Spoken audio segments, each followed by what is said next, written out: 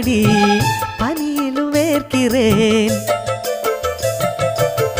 மன்மதன் சந்நிதி முதன் முறை பார்க்கிறேன். அதனால் தானடி பனியிலும் வேர்க்கிறேன். முத்தங்களின் ஓசைகளே பூஜை மணியானதே. செவ்விதழின் ஈரங்களே தீர்த்தமென்று தோணுதே.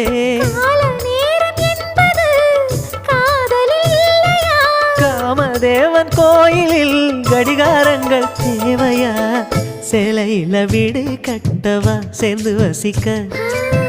ஜன்னல் வச்ச ஜாக்கெட் போடவா தென்றல் அடிக்க? முக்குத்தியின் மின்னல் ஒரு தீபமேற்றி வைத்து போக